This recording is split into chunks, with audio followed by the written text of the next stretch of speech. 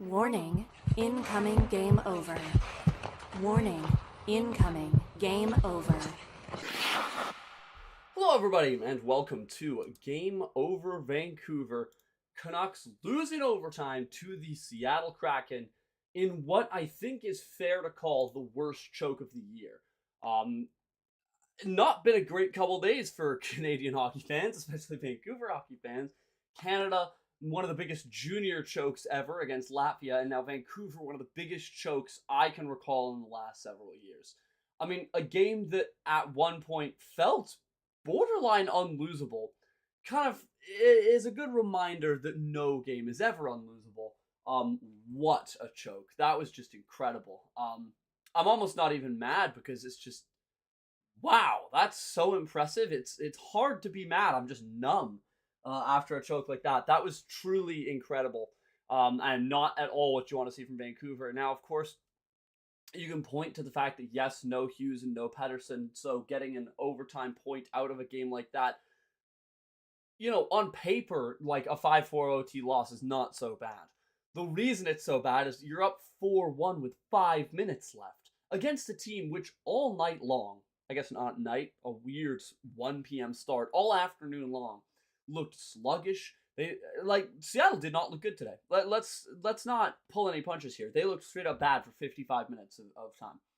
Their one goal in the first 55 minutes was one of the worst goals I've seen Demko allow. And again, that happens. Like, you know, you can give a goaltender a pass kind of thing to, especially of Demko's caliber. He doesn't give up bad goals like that often. But one of the worst goals I've seen him let in as a Canuck. I mean, it's a weak shot, glove side from the blue line, no screen, a save that he makes, you know, nearly 100 times out of 100, and he let it in. That's their only goal through 55 minutes. Seattle was getting heavily outworked, and then just a collapse.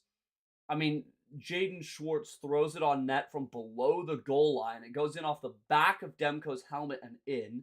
Another not great goal. You want to be able to shore that one up. Another one that in a vacuum you could forgive, but you don't like seeing two of those. And that's what happened. That's what started the collapse. Then the collapse happened. And there's no other word that could possibly be used to describe other than collapse. I mean, catastrophe comes to mind.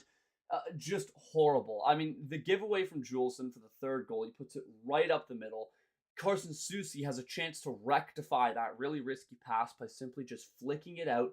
And instead, he misses the pass reception. Vince Dunn takes it off his stick, beats Demko. At this point, I'm starting to panic a little. But even then, there's only a minute 20 left. Canucks were up by 1. We'll find a way to hang on to this one, right? Nope. Less than 30 seconds later, Jaden Schwartz with a pretty nice goal. That was the only goal that I legitimately thought, like, okay, Seattle created that chance and finished that chance all by themselves. It was a nice kick to his forehand to finish off that one goal. And honestly, when they tied it up, you knew that the Canucks were losing. When that went to overtime, let's discuss the overtime, why don't we? Because if they had just won the opening faceoff, went down and scored, it'd have been painful. It would have been painful, but not quite like that. Oh my good lord. The Canucks get a 3-on-1 in overtime. Tyler Myers gets around the defender on the left-hand side. I forget which Kraken defender it was, but he's quick enough to keep up with Tyler Myers. So Myers realizes, okay, I'm not going to be able to turn this into a breakaway opportunity. I am going to have to look for the pass. And he has 2 passing options, as both Brock Besser and JT Miller are there.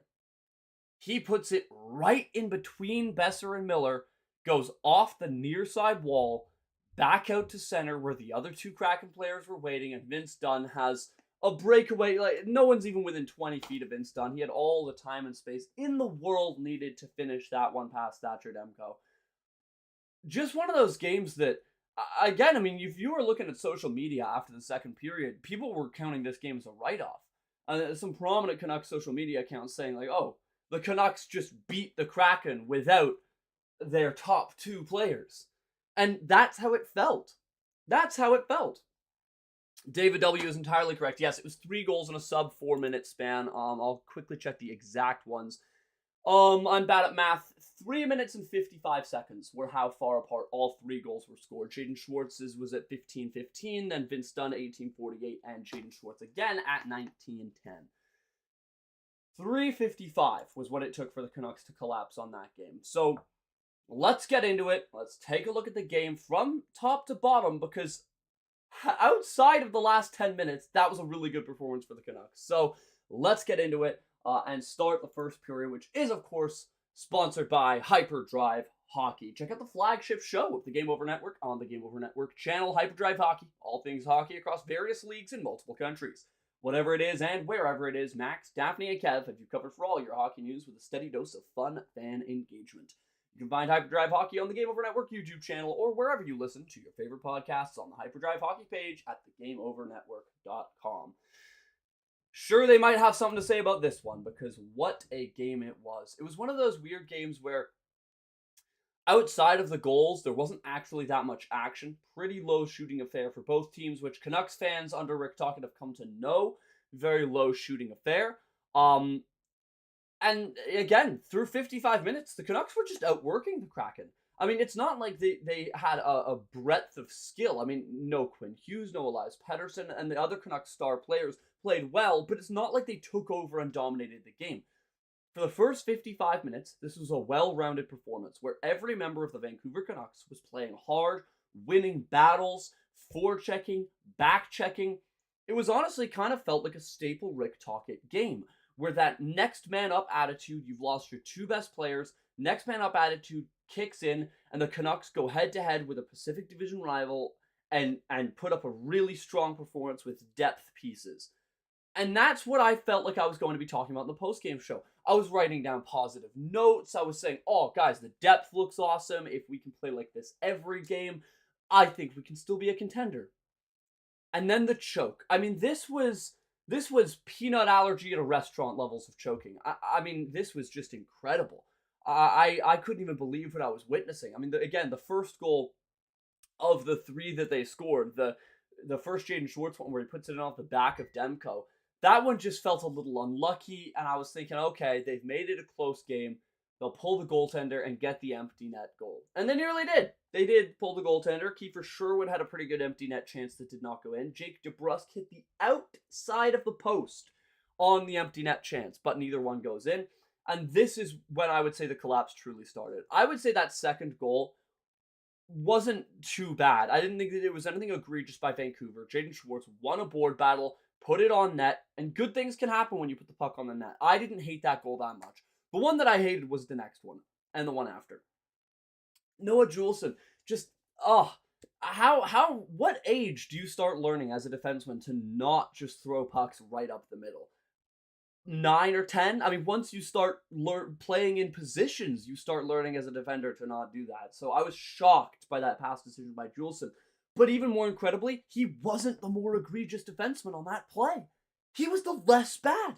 Because that pass, as risky and dangerous as it was still ending up on the stick of Carson Soucy, who somehow fumbles it, doesn't even touch it, Vince Dunn steals and scores. And I didn't think Demko had much of a chance on that. I mean, he didn't look he was super ready for the shot, because again, your defender has it. You think he's going to do something with it. And then top left-hand corner by a skilled player in Vince Dunn. Underrated defender in this league. And when they scored that third one, it was just, oh no, they've got a full minute left to try to get this going. And then the fourth goal was a hard-working, well-executed Kraken goal where they take it to the front of the net and bang home a rebound. Really nice kick play by Jaden Schwartz, who had an excellent game for Seattle, where he kicks it to his stick and goes forehand to the back of the net. Let's take a look at the chat here. A lot of you guys chiming in after a frankly pathetic loss. I mean, it was really disappointing as a Canucks fan what we witnessed today. This was a sad game. I know there's no Pettersson. I know there's no Hughes. But there's no, you know what else there's none of? Excuses for blowing a 4-1 lead in 5 minutes in the third period. Less than 5 minutes in the third period. That just can't happen. And I think, just before I get to some comments, I think that this is a really worrying game for Rick Tocchet. I have been a staunch defender of Rick Tocchet, and I will continue to say that trying to get rid of your coach right now doesn't make sense. But this was one of those games where what his MO is strong checking, defensive shutdown hockey. That is on paper, the best style of hockey you can play to not blow a lead. And somehow They blow not a 1-goal lead, not a 2-goal lead, but a 3-goal lead to get to overtime, and then still choke it in overtime. Kai Mei is saying that it ain't over until Myers is playing in overtime. I mean, that's true. Just, that play went from being a play you probably score on 90 to 95% of the time to being a perfect golden gift for the Seattle Kraken. I mean, if Tyler Myers puts it a little more to the left, it ends up on the stick of JT Miller. A little more to the right, it ends up on the stick of Brock Besser. That pass, I think for Tyler Myers, it was actually harder for him to miss that pass and do what he did than to just set up one of the two. I mean, he threaded the needle perfectly between his two players. If he was wearing a Seattle Kraken jersey, that would have been one of the nicest outlet passes we've seen. He's not, though. He's not.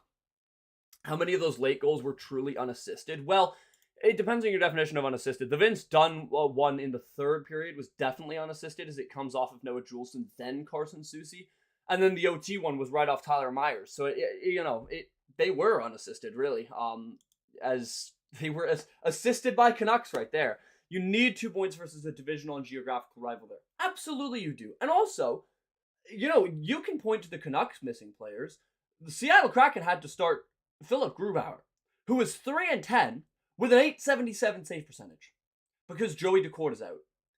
They have lost they coming into this game had lost 5 straight. Looked like they were going to tie their all-time losing record of 6 straight until the Canucks choked.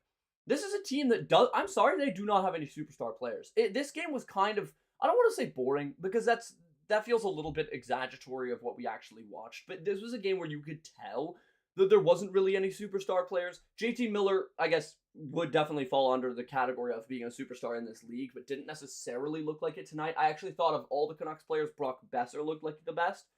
But no one was just shining above and beyond, and it takes losing Quinn Hughes to even more make you appreciate what he brings to this team, of just taking over every shift he's on the ice. Canucks really didn't have anyone doing that.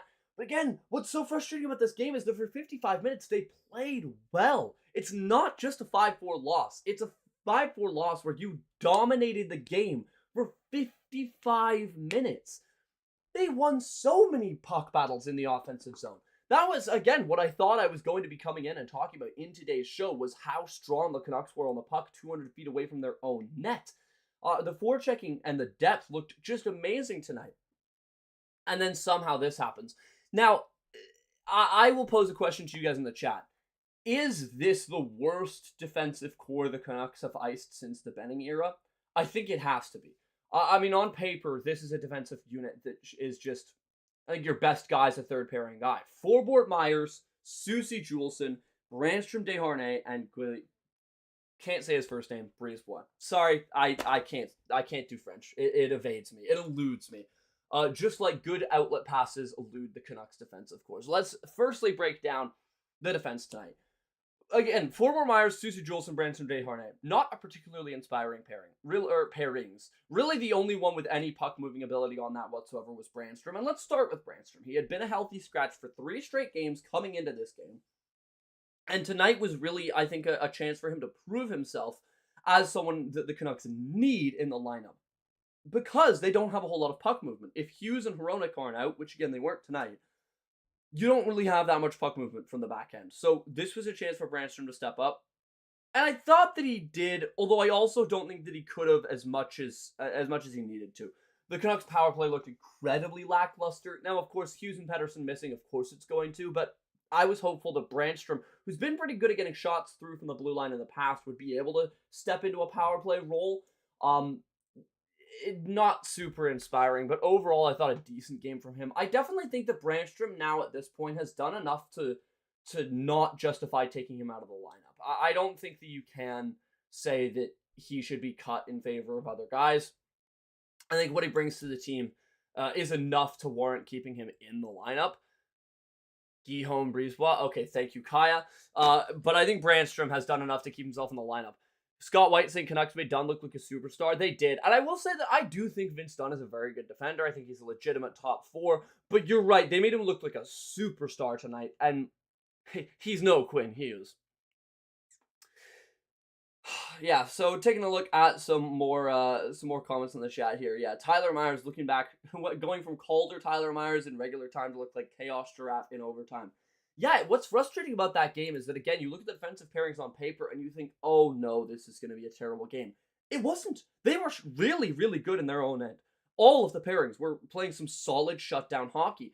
I really liked how well they kept the Kraken to the perimeter. If you look at most of the chances the Kraken had, they're shots from the outside lanes, from non-lethal scoring areas. And this is a game where I do think that you never want to throw a goaltender under the bus, but in a game that goes to overtime, I think Thatcher Demko let in 2 stinkers tonight. And so that does suck when you get a better performance out of your defense than you're expecting. I mean, that first goal, it just can't go in. I'm just going to be honest here. It's a weak wrist shot from the blue line, no screen, right into the glove, and Demko just simply misreads it. And again, you can give a guy a 1-game pass, but I do think that if the Canucks get a save in this game, they're looking a lot better than they actually ended up being. But you know what? We've talked a lot about the negatives because, oh man, it's going to be easy to talk about the negatives this show. But let's talk about some of the positives, because the Canucks, again, for 55 minutes, did play really well. Canucks power play got the first goal. DeBrusk was absolutely robbed by Grubauer, got a piece of that initial shot, but the rebound goes straight up into the air, and Brock Besser finds it. Besser now up to 5 goals in the last 3 games, and he looked really good tonight. I think that it was a classic Brock Besser game, where he isn't the best skater, but he has a really great hockey IQ, and he uses that IQ to put himself into positions where he doesn't have to be super mobile to be able to tap home that play, and I thought the power play was a great example of that. Besser often plays a little bit higher up, especially if he's looking for the one-timer, but you saw him getting a lot lower down in that bumper position, realizing that there might be a rebound on this play, especially with shooters on the outside if Besser's in the bumper, and he played nice and close to the net and was able to get to that rebound first. So I thought that was a good example of how Besser gets around his lack of skating. I think it's no secret that he is not a great skater in this league, and I would say one of the worst in the Canucks. And that's a big argument for why they shouldn't re-sign him. My counter-argument to those that say we shouldn't re-sign him is exactly that. He uses his IQ so well that his lack of skating isn't as bad as it would be in another player. So that was really nice. Another really solid area of the Canucks game tonight was the penalty kill. Penalty kill looked awesome. And I guess that's what you get for bringing a bunch of third-pairing penalty kill specialist defensemen, is a solid penalty kill. But really, so few chances for the Kraken on the power plays that they had, and they had more than one. I thought the penalty kill was a real strength for the Canucks tonight. And one of those things that, again, it was a big strength in the playoffs last year.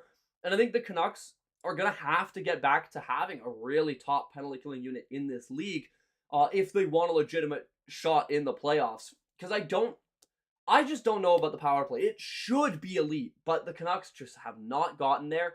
And I think there's a better chance at the penalty kill becoming an elite unit than the power play. So I'd like to keep seeing that, just because I think the Canucks have so many bodies that can play a really respectable job on the penalty kill, both forward and defense. And I thought we saw that tonight. So I was happy from that. And then moving on to the second period, yeah, as Scott White says, that Beniers goal was weak. In my notes, I wrote down that one of the worst goals I think I've seen Demko let in. Because the thing is, if you're a goaltender, I think that was a deceptively easy shot, and just, there's nothing challenging about the shot whatsoever. It doesn't get a redirection off the stick. It is far, so he has plenty of time to react to it. I love all the camera angles you get in the NHL, because that one that's just above the goal behind Demko, you could see no screen whatsoever. And just one of those ones that you could tell by his reaction immediately. He wanted that back badly. Game of hockey, you can't get those back, and that ends up being a big reason why the Canucks lose. And so obviously definitely not all on Thatcher Demko, but he saves those 99 times out of 100, and if he saves that, it doesn't go to overtime. So definitely a tough one. But the Canucks bounce back after that. They take a penalty and another really solid penalty kill. Not a single chance on that penalty kill for the Seattle Kraken. And then, right after the penalty kill, Connor Garland comes out of the box, races down the right side. And is there any more satisfying goal in the Canucks arsenal than Connor Garland with a rocket to the 5-hole? Do you guys remember, was it Nashville or was it Edmonton? When the Canucks made a crazy comeback and Nikita Zadorov scored, and then 1 minute later, Connor Garland goes round the outside. It was Edmonton because it was against Stuart Skinner, and just slaps it 5-hole. I love it when he does that. He's such an awesome player. Connor Garland just exudes swagger. He drips it from his pores. It's really awesome. I'm such a big Connor Garland fan. Another great usage of the NHL's camera angles is one of the replays. You can see his face as he's racing down the ice, and you can see his eyes are selling top corner. He's looking up the whole way, not one glance at the 5-hole. And so understandably, Philip Grubauer takes that extra second to go down. That extra second is all that Connor Garland needed. Blasted it right through the 5-hole. It was Edmonton game 1. Okay, yeah, I knew it was Skinner. Couldn't remember which game. Thank you, Kaja. Much more knowledgeable on the Canucks than I am. Yeah, Connor Garland. Just a swagger of a man. I'm a really big fan of him, and I thought that he had another really solid performance tonight. I don't think you can justify trading Garland at this point, even with how good he's been. I know his trade value would be high, but there's just no way. He is the Canuck that shows up every night. Well, him and Kiefer Sherwood, but he's the only guy in the top 6 that I would say has shown up every night this year. Then looking on, the Canucks get, I was also, shout out Teddy Bluger. Really nice pass on that Garland breakaway. Really, really nice pass. Then the Canucks get a power play, drawn by Kiefer Sherwood. Again, Kiefer Sherwood continues to instigate, gets another power play for his team. Great job, Kiefer Sherwood. I believe it's killed off before the Canucks then score, courtesy of Besser. I believe that came 5-on-5. Yes, it did. Solid kill by the Kraken, but then right back the other way. And Carson Soucy demonstrating a bit of an offensive flair there on that Besser goal. I was really, really impressed by Soucy's patience on that goal. Outweights the defender, and not just by a little, by a lot. He sells the shot, then takes it around the outside, and I'm thinking, oh, buddy, you got to pass this. You're running out of real estate. And right as he's about to hit the goal line, he finds a pass right across the seam, goes between everybody to Brock Besser, wastes absolutely no time, hammering that home. And also a nice pass from Heinen to Soucy. So I just thought overall a really great play, and a nice addition to Soucy's game, because I think that we harped on Soucy a lot at the start of the year. And I think he deserved it. He did not have a good start to the season, but he has quietly really turned it around. He looked solid defensively tonight, and for once was able to contribute offensively in a meaningful way. So I was pretty happy with Carson Soucy. Looking to the third period, not a whole lot of action in the third, I thought, outside of the last 5 minutes. The first 15 minutes, a bit dull until JT Miller able to set up a lead pass to Jake DeBrusk. I thought that was pretty poor defending by the Kraken. DeBrusk kind of just walks right through them, and no one stays with him. They're all skating backwards while he just charges forward. And by the time the Kraken turn around, too late. Nice little finish by DeBrusk. Goes just underneath the bar. Grubauer going down perhaps a bit early. But, Philip Grubauer, not exactly one of the best goaltenders in the league. Interesting stat on the Sportsnet broadcast, and you could argue, hey, did they jinx it? Jake DeBrusk has the second highest winning percentage when he scores of any NHL player all time. Now, I'm certain that has gone down after the game, but when they read the stat out, the game was still going. And Jake DeBrusk, when he scores, his team wins 87% of the time. That's crazy. That's a nuts stat. So when they read that out, I was pretty shocked at hearing that. 87% of the time when he scores. So try and score more, Jake. That'd be nice. He's been on a tear though lately. He has 13 goals in 17 games and continues to look like a great offseason signing. I don't know if he'll ever necessarily hit that peak of 30 or 40 goals that people are hoping that he can on Pettersson's wing. But if he can be a 20 to 25 goal guy consistently, and maybe even having that peak of 30 goals on the contract that he's on, it's gonna be a really well-aged contract. So I like the fact that he's locked up at a really reasonable number for a significant amount of time. And then a controversial goal that is waved off by the officials. Dakota Joshua goes hard to the net. The first shot is saved. Rebound goes up into the air, and as he's diving for it, it goes in off of Joshua's body and into the back of the net. Now, I will freely admit, I do not know every NHL rule, and I don't know how it is ruled when it goes in off, say, the shoulder, because that's what it looked like to me. Now, what they ruled is that it went in off the arm, which doesn't count. But it looked like it was off the shoulder to me, which for me does feel like it would count. When we see tips, a shot from the blue line go in off someone's shoulder and into the back of the net, it does count. So this does feel like it I thought it was going to stand, but I don't necessarily know the rulebook well enough to fully argue with that call. But again, that would have spelled the end of the game for Seattle had that goal counted for Vancouver. So unfortunate for Joshua that goal doesn't count, and of course ends up being one of the reasons the Canucks lose. And funnily enough, my next note after the Dakota Joshua, when the Canucks, I thought they were up 5-1, but still then at that time up 4-1. Seattle seems to just kind of give up when they're down. Canucks have had so much more energy than the Kraken tonight. Perhaps my note jinxed it, because my next 3 notes are all Seattle goals. That's where Schwartz then banks it in off Thatcher Demko. Then Seattle pulls the goaltender and gets 2. And just a monumental collapse for Vancouver. And one of those ones that just, you got to take that loss as a team. No one is at fault for that loss, because everyone played great for 55 minutes, and then everyone played poorly for the next 5 minutes and overtime. Really no actual chances for the Canucks in overtime. They registered 1 shot on goal, and it was a really weak one, I believe from outside the blue line that just trickles into Grubauer. And again, then it ends with that Tyler Myers chance. And I mean, what do you even say?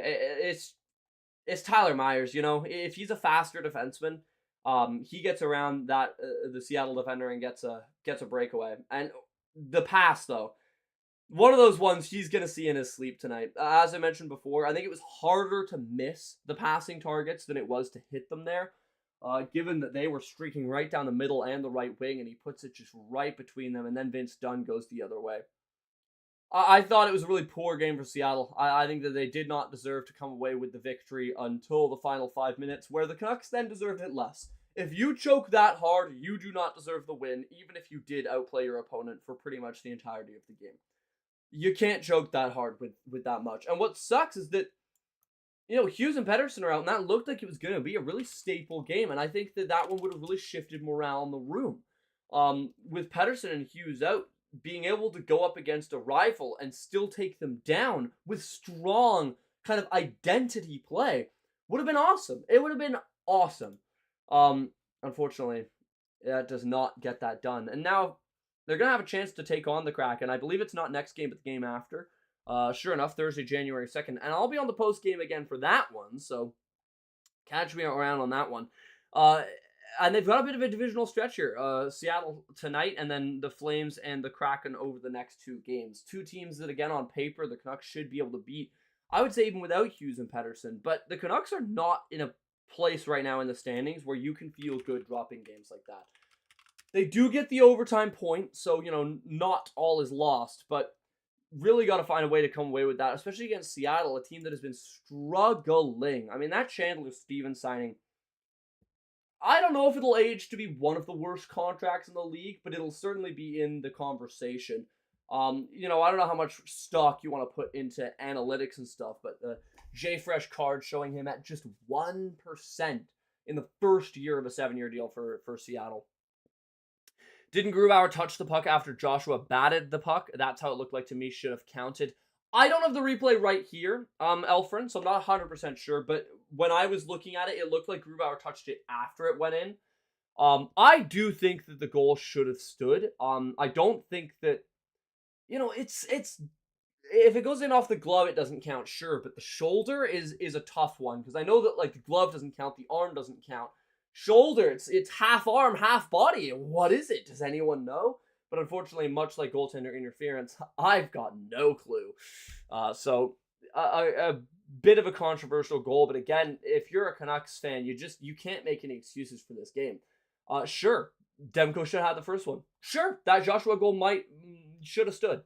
There's no excuses for choking 3-goal lead in 5 minutes. You just can't have that happen. And I think especially if you are, you know, a playoff contending team, or you want to be a playoff contending team, this isn't a good looking game, because in the playoffs, you will face adversity. Now, the Canucks are facing a lot of adversity right now. No Pettersson, no Hughes. You might lose guys like that in the playoffs. Pettersson didn't show up for last year's playoffs. Injury or not, whatever. Not here for that discussion, but he wasn't really playing that well. And Canucks lost other guys to injury. Hronek also really didn't show up for the playoffs. You are going to have top guys either get injured or have bad stretches in the playoffs. So you have to find ways to come away with wins in this game. And again, through 55 minutes, it looked like that's exactly what the Canucks were doing. And the most worrying thing about this is that I do feel like we saw kind of prime Rick Tocchet hockey and they still choked. I'm getting really sick of seeing how few shots the Canucks get. Again, I do like Rick Tocchet. I like what he's done for this team. They're not offensive enough. I have never seen such a low shooting team. I mean, last year, I believe the Canucks were the second least shots for in the league. And I don't know what they are at right now.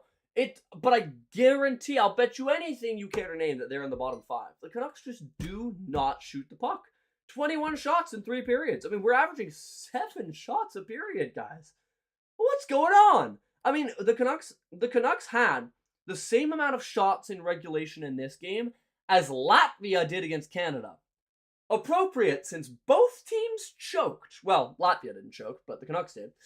And Canada choked against Latvia. And just, it's starting to get frustrating just how few shots the Canucks take. I understand, of course, quantity over quality. Absolutely, that goes without saying. But at a certain point, 21 shots is just not enough. I mean, say what you will about the fact that Thatcher Demko probably should have had one of those back. I thought Philip Grubauer could have made a couple more saves too. Yeah, I don't know, just really, it's starting to get frustrating watching this brand of Canucks hockey where you are 100% sure they're not going to hit the 30-shot mark any night. Where most of the other contending teams in this league, that's the mark that they aim for and hit 9 times out of 10. And so, despite the Canucks really controlling the tempo for most of the game, even though they're controlling the tempo, there's very little offense rewarded because of that. And that's the most worrying part, is that the Canucks had possession. They won the lion's share of the faceoffs. I mean, it wasn't super lopsided, but the Canucks won 53%, Seattle Kraken 47%. They had more possession, especially in the offensive zone, and still were unable to generate shots. I mean, 21 shots. And actually, that counts that week 1 in overtime. So 20 shots in regulation. That's nothing. That's absolutely nothing. If you're averaging 7 shots a period, how many of those are realistically going to be high danger? 1 or 2? So you're saying that you're averaging 3 or 4 high danger scoring chances a game? Against a good goaltender, they might save half of those. You're getting 1 or 2 goals per game. It just doesn't feel like it's sustainable for Vancouver. I like what the coaches have done defensively with this team. I think they do a good job at limiting the quality chances. But offensively, it just does not feel like the Canucks are able to keep up with any other playoff contending team right now. I think defensively, when healthy, the Canucks are there. I really do. I know Susie and Myers have had struggles through a lot of the year, but I think they're both starting to turn it around because, okay, I know how bad Myers was in overtime, but he had a great game in regular time. He really did. He looked great. He was stifling defensively. It was watching Kraken players try to get around him on the outside. It's just hilarious. He puts one arm around him, just drapes his arm around like a drunk guy coming up to you at a bar, and you're just not going anywhere. Really great shutdown hockey. That overtime play was, again, just shocking. And it does really show the Canucks need to have some puck-moving guys out there. Hughes and Hronek being out at the same time is disastrous for the team. So, I'm going to move on to period 2 here because I want to do some speculating. That's what the Canucks media are for, guys. We're here to speculate and stir up rumors, so let's get to it. I want to talk about Quinn Hughes and Elias Pettersson. So we'll move on to period 2 here of the Game Over show, which of course is brought to you by our crowdfunding efforts. Game Over Network is an independent production. We are not backed by any major company, focused on community, inclusion, and quality people. If you're interested in supporting the Game Over Network, we have crowdfunding options available in the description of this episode. You'll find a link to our Patreon page, and we're also working on a page through LaRouche, a crowdfunding platform for companies originating in Quebec, similar to GoFundMe or Kickstarter. For LaRouche, we're aiming to raise $15,000, and if we do hit that goal, we'll gain access to Canadian government grants, which will allow us to employ more people and thus provide more content. If you have any ideas what you'd like to see as giveaways from these crowdfunding efforts, let us know in the comments or on any of our social media or our Discord server. And unrelated to the ad, I would recommend you guys join our Discord server. We always love talking about the game during the game, and unfortunately, I called the Canucks were losing this one right as we went into overtime. I was saying in our Discord, warning, choking hazard, Canucks are not coming away with this, and they didn't. pathetic loss when Myers turns over the puck and they OT and score it. Myers needs to be fired today. Well, that's not how hockey contract works, so that's definitely not going to happen. And I also don't think that you can warrant, a significant discipline to a player for one mistake. Don't get me wrong, that mistake was disastrous, abysmal. I mean, a mistake equivalent of accepting a wooden horse. It was that bad.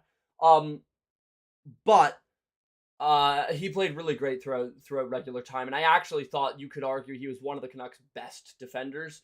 And also, if you're going to look at really bad mistakes, you can't just look at Myers. That third goal for the Seattle Kraken was a horrible pass by Juleson and an even worse pass reception by Carson Soucy.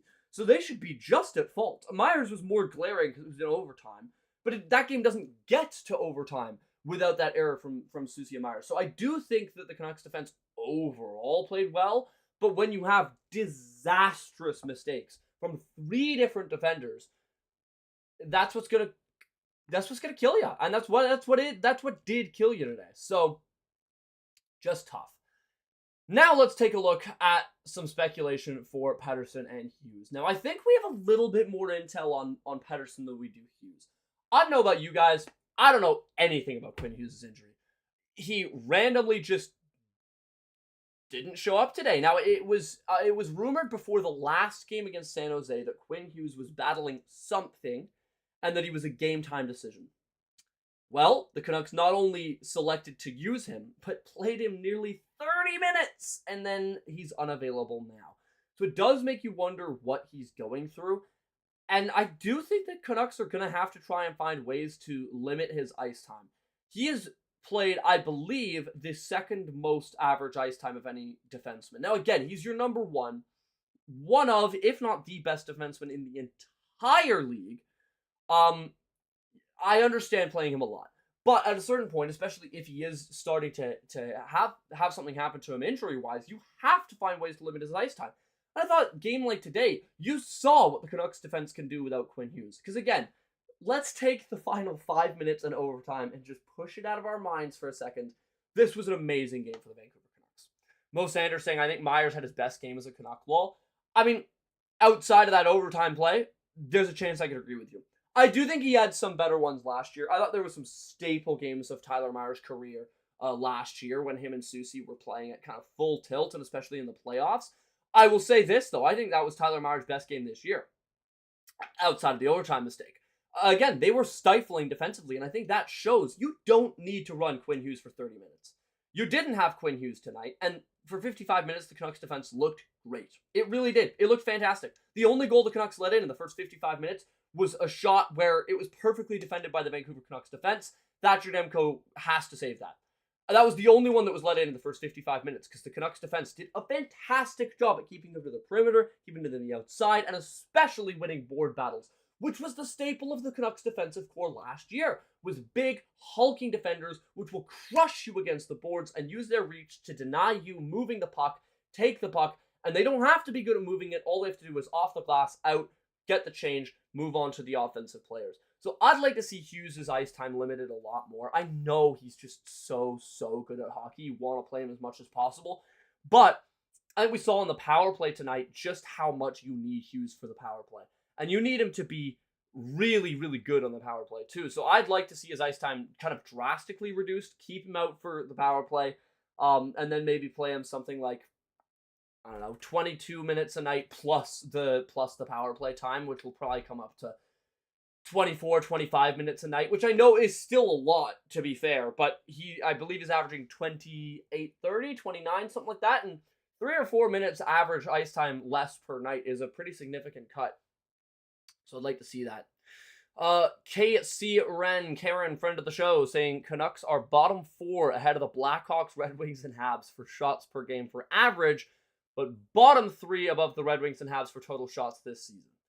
That doesn't surprise me whatsoever. And also, guys, let's take a look at that company that we are in right now. The Blackhawks, the Red Wings, and the Montreal Canadiens. Let's go take a look at where they are in the standings, guys, because these are the teams that shoot the puck as often as the Vancouver Canucks. So let's go see where the other offensive juggernauts that are as good as our Canucks are. oh, this isn't good. Okay, 33 points, way out of a playoff spot. 30 points, way out of a playoff spot. And I can't even find... Oh, because I'm looking at the wrong conference. And the Chicago Blackhawks, 26 points, dead last in the entire league. That's the company that the Vancouver Canucks offense are in terms of shots. The Habs, the Red Wings, and the Blackhawks. So the Habs and Blackhawks are both rebuilding teams. And then the Red Wings are the worst rebuild of the last entire decade. And that's where the Canucks are offensively. And this is what I'm talking about. You just have to get more shots on net. When you put the puck on net, good things happen. And I think that this game was a perfect example of that if you look at the other team. Of the Seattle Kraken goals, how many of those were legitimately good goals? 2? 1? That first goal on Demko was the perfect example. If you just shoot the puck at the net, it can go in. The second one was as well. Jaden Schwartz scores from below the goal line because he puts the puck on the net. Instead of the Vancouver Canucks motto of bringing it back up to the blue line and trying to get the perfect shot, they put the puck on the net and it went in. I need to see more shooting from the Canucks defense. Anyways, I have to stop getting off track. I need to get back to the rampant, baseless speculation. Enough with stats and facts on this show, guys. Let's get to the stuff that really doesn't matter. The Pettersson and the Hughes injury. So, my theory with Pettersson is if you take a look at his last couple of shifts before he went off the ice, bear in mind he only had one shift in the third period. Now, Rick Tocchet said that he tweaked something light in the second, went out for the third, didn't feel comfortable, and came back off. Now, we know the Canucks front office hasn't been honest about injuries, and that's understandable for many different reasons. The Canucks front office does not want to give up exactly what the injuries are. But if you take a look at Elias Pettersson's last shift, the only shift he took in the third period, it ends with him really awkwardly falling into the boards. He kind of gets caught up with the defender behind the net, tries to break loose, falls, goes left shoulder first into the boards in a bit of a twisting motion. Now, I'm not saying that's what caused it. Rick Tocchet could be just speaking the truth. He tweaked something in the second. For me, though, that looked like the kind of play where you see a player get injured on. Awkward hits and awkward collisions are almost always the things that will take out players. Huge open ice hits that are kept clean and like just shoulder to shoulder and they're massive. Often you're completely fine. That one looked awkward to me. So I kind of think it's going to be something shoulder-based with Pettersson. I think if it's not something shoulder-based, then it has to be an inflammation of a previous injury, whether that's the tendonitis that we saw previously from last year, or whether that's the wrist thing that we've known about for a while. We're not sure. And so I don't know what the timeline is for Pettersson. Of course, when Rick Tocchet initially described the injury, he made it sound very optimistic that Pettersson will be back soon. And I mean, Pettersson did skate off in no obvious discomfort, walks down the tunnel. Again, we saw the tunnel cam, nothing too obvious about it. So I do have my high hopes for that. Quinn Hughes is the one where really I have absolutely nothing. And if you guys in the chat have any theories, I'd love to hear them. But if the Canucks, if it's anything serious to Quinn Hughes, I really don't want to be the purveyor of doom and gloom here. But it honestly does feel like the Canucks season is over if you don't have Quinn Hughes. He is putting together a Hart Trophy-worthy season in terms of how hard he is carrying this team when he's on the ice, which is why I think it's so important to utilize his ice time better to keep him healthy for as much as you can, because if you don't have Hughes as an option whatsoever, I just take a look at the power play tonight. It was lackluster and uninspired. Now, yes, I know they got a goal early off of that nice DeBrusk shot. I thought that was a little bit more on Seattle just not doing a great job at defending a cross-seam pass. If you're in a proper box position, a pass like that doesn't get through pretty much ever.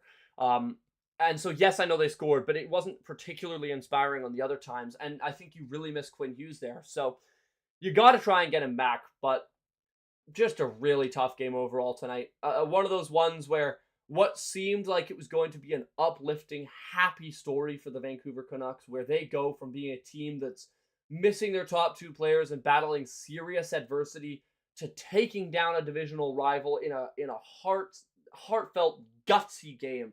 Because that's what it was for 55 minutes. It was all the players in the Canucks who aren't necessarily going to dazzle you with their skill. Hard checking, forechecking, getting involved until just a collapse at the end. And I mean, There's so many things you can point to that collapse. It's hard to know exactly, where it went wrong. It just went, everyone was playing great, and then everyone stopped playing great. I really do think the Canucks should have tried to go for that empty net. But again, comes back to shooting the puck. Not something they like to do, even when there's not a goaltender there. They only tried for the empty net. They only got a shot in the direction of the empty net once, and that was the one that DeBrusk hit the outside of the post on. I do understand not wanting to ice the puck. I do. Icing is not particularly helpful. You can't change your skaters. The other team can.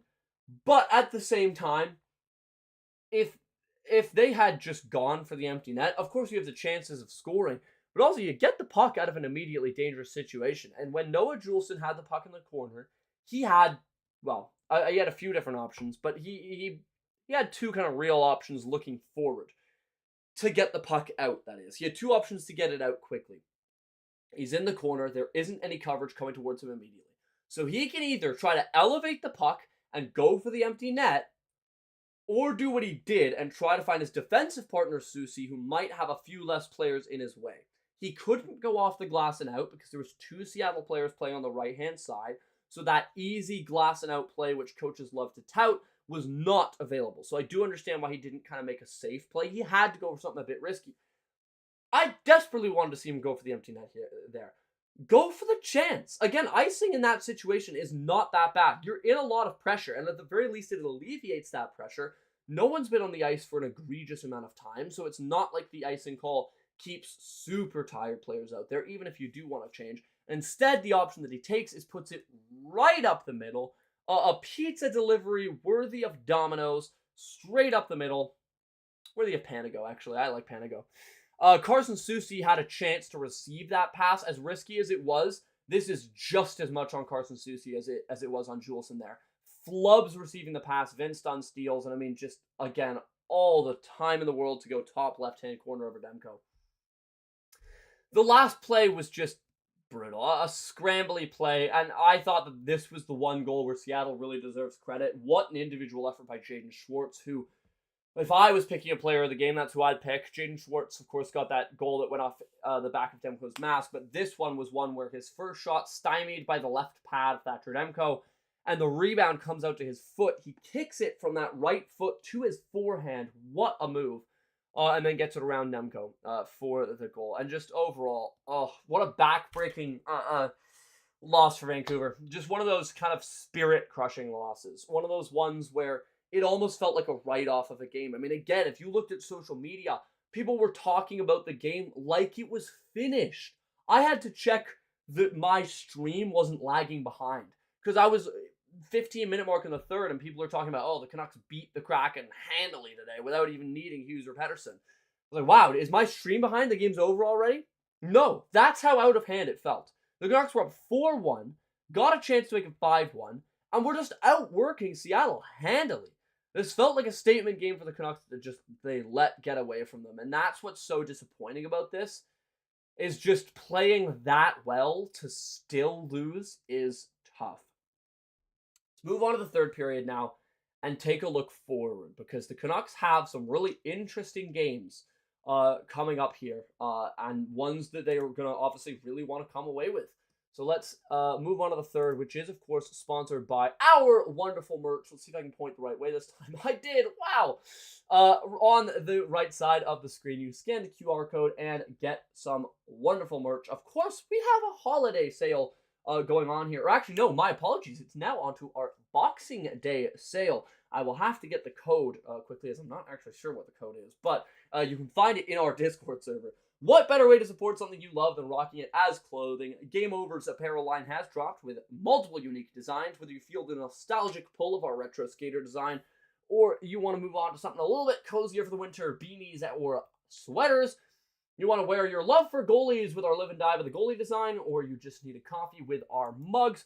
We have you covered with lots of great merch to choose from, all designed by Brady Chalice from Game Over Winnipeg. Use the QR code on stream now and take a look through our apparel store. Help us rebuild local sports media in Canada while repping your community.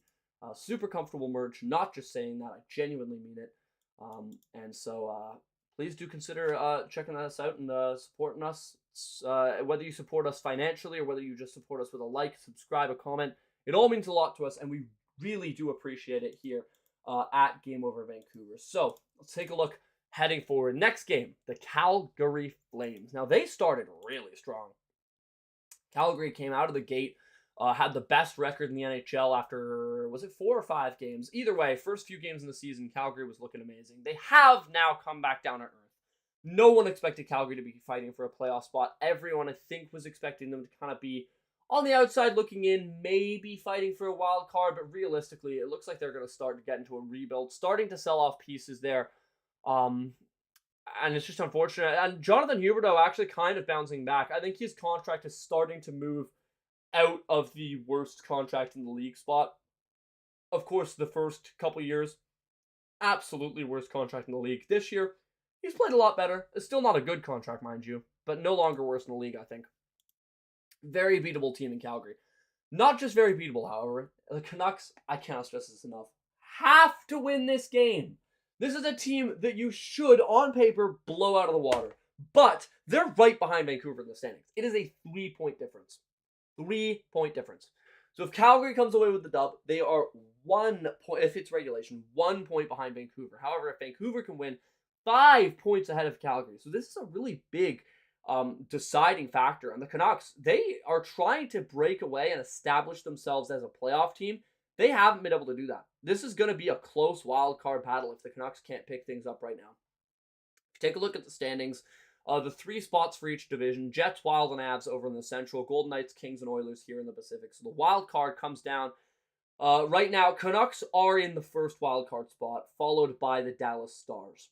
However, Utah and Calgary only 1 game behind both of those respective teams. St. Louis also 1 game behind. The Seattle Kraken, after today's win, I believe are 2 wins behind. It's going to be close if the Canucks can't find ways to pull ahead. And the only way you're going to find ways to pull ahead with any sort of consistency is by beating the teams you should be beating. Calgary is a team the Canucks should be beating. Let's not pull any punches here. This is a team that is going, whether you want to call it a rebuild or a retool, they are not trying to be super competitive this year. This is a team you should be beating. We don't know if we'll have Hughes or Pettersson back, but the Canucks showed tonight they can beat teams without Hughes and Pettersson. Yes, there was a monumental choke, but they played great hockey for 55 minutes. If they can extend that 55 to 60 against Calgary, I'm not worried. I'm not. If they play like they did in the final few minutes, chaotic, unorganized, not wanting to take appropriate risks, yeah, you could drop some. And then you have another game against the Seattle Kraken right after that. This is a monumental stretch of games for Vancouver. They come away with back-to-back wins here, which is totally feasible, by the way. They're in such a good spot. Such a good spot. Because after this divisional stretch, you get some easy games. After you play the Flames and the Kraken, it's the Nashville Predators and the Montreal Canadiens. 2 of the worst teams in the NHL. 2 games which, again, you should absolutely come away with. So the Canucks could go on a little bit of a tear here. I think there's a very realistic shot that you can take a 4-game stretch. It becomes even more crucial that the Canucks do take a 4-game stretch when you look at the schedule after. These next 4 games for the Canucks, I would say very winnable. The ones afterwards, they play against some of the best teams in the league. The Washington Capitals, the Carolina Hurricanes, the Toronto Maple Leafs, the Winnipeg Jets, the LA Kings, the Edmonton Oilers. All of the teams I just mentioned are ahead of Vancouver in the standings. It's going to be a really tough stretch of games for Vancouver. Ideally, you come away with 500 out of that. Definitely no guarantee, especially if Hughes or Pettersson are out. So these next few games are just very, very critical for Vancouver, and honestly makes today's game even more annoying that Vancouver couldn't come away with the win, given that the stretch of games after the next 4 become really, really difficult for the 6 after that. So we'll see how Vancouver does. But I think there is cause for concern if you're a Canucks fan. There really is cause for concern. Hughes and Pettersson, we'll see what the timeline is for there. I understand that the front office doesn't want to give away what the injuries are. Let's be real. Players do target other players' injuries. We know that. I think the biggest example of that would be Mark Stone for Vegas. Everyone knows he's got bad lower back issues. And there's not much padding in the lower back. If you watch Mark Stone, especially in the playoffs, Buddy takes 20 cross checks a game to his lower back. Players go for other players' injuries. So I do get the Canucks not wanting to disclose what they are. I do wish they'd disclose how long it's going to be, because this is such a different season if Pettersson and Hughes are out for just 1 or 2 games, or if they're out long term. I mean, let's say worst case scenario, Pettersson and Hughes are going to miss the next 10 games each. That might be the end of the season right there. I mean, if they were to miss 10 games and the Canucks go, say, 2-8 over that stretch, it's going to be a tough battle just to get back into the last wild card spot, let alone a divisional spot. So I'd really love to know kind of what's up with them. But given the nature of this front office, I don't suspect we will actually get an answer anytime soon. So, if you guys have any questions for the chat, I'm going to start to move on to wrapping this up. And I will answer any and all Canucks or hockey-related questions. We don't just have to talk Canucks. If you guys have any questions, just let me know. I'm going to spend a little bit on the World Juniors here because there's no one around to tell me that I can't. And I love junior hockey. I work in junior hockey, and I will say junior hockey is just so much fun. Everyone plays with heart. When you're in the NHL, there are times where you can tell guys are kind of taking a little bit of a night off. In junior, it just doesn't feel like it happens. There's so much showboating.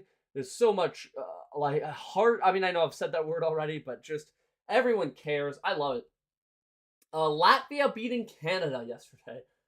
I wanted to be mad. I just couldn't. What an awesome moment for Latvia. And you want to talk about a hockey country? Latvia's a hockey country, man. The reactions to that game, the reactions whenever Latvia wins anything in international hockey, you see Latvia just going insane on social media. When they got third in, was it the World Juniors, World Cup of Hockey? They got third in a tournament a while back. And they shut down the whole country to have a parade outside the government.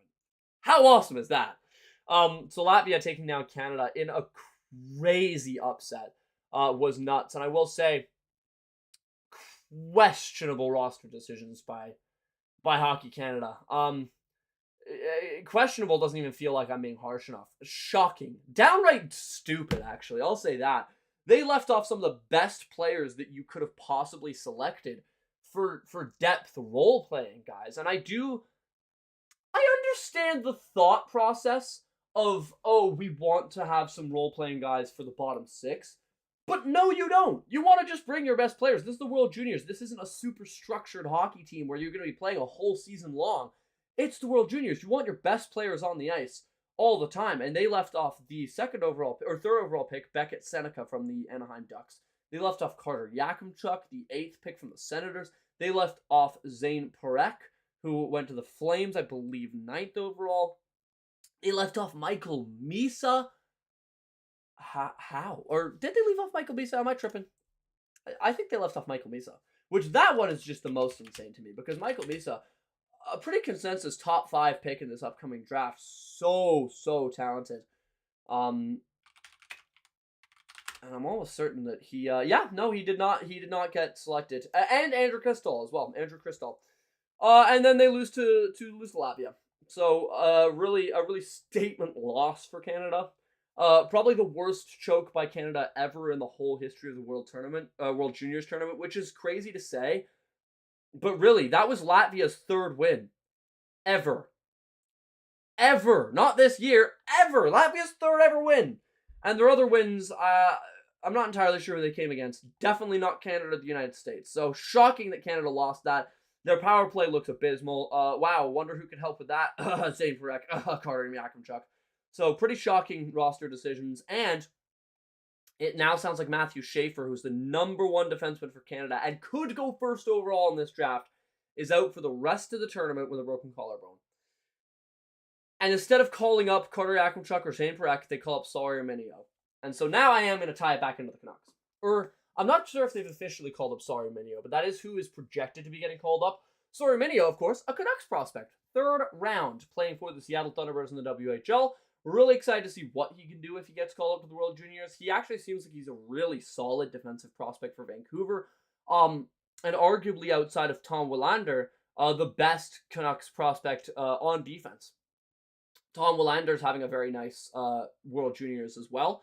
Talking about prospects here, Jonathan Lekkerimäki not out there, so sucks to see, but he's doing well still in the AHL, and nice to see Willander getting a shot on the team, although he has a little bit been overshadowed by Red Wings prospect Axel Sandin-Pellikka, who the Canucks could have drafted, so if he ends up being the better defender, that'll be a bit of a miss, but definitely a little too early to tell. I actually think Willander's been more solid defensively, although ASP's certainly been all the way up in the offensive.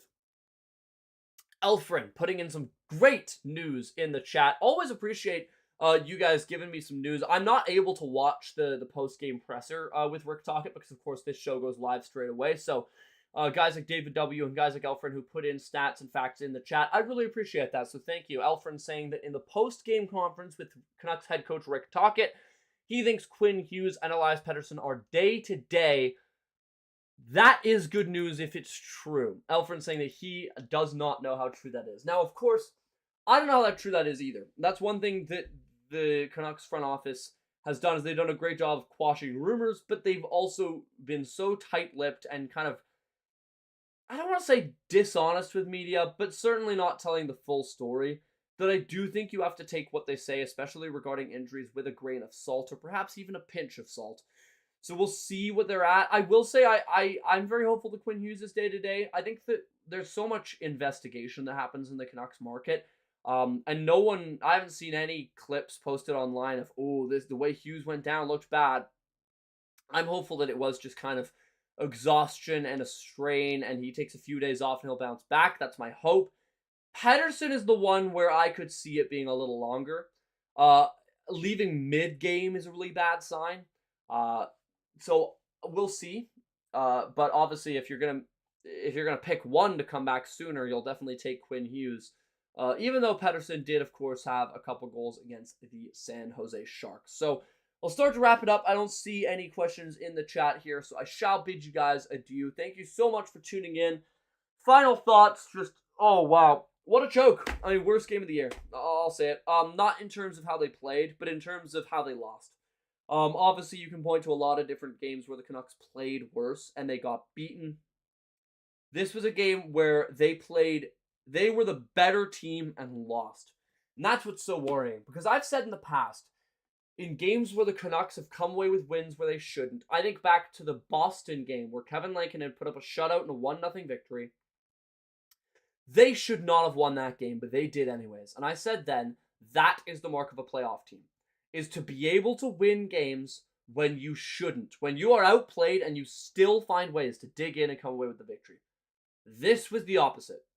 This was a game where the Canucks were the better team and they managed to somehow pull a loss out of their magician's hat.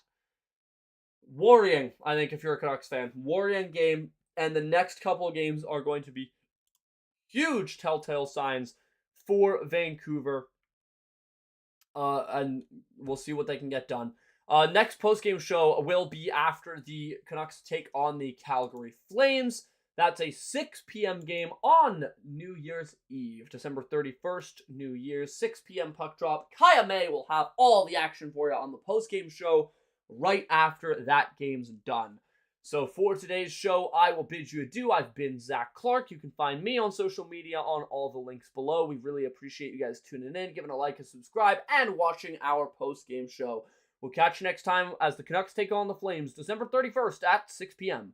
For today, I bid you guys adieu after a tough loss. Hope you guys have a better rest of your day after that game. Thank you all for watching, and good night.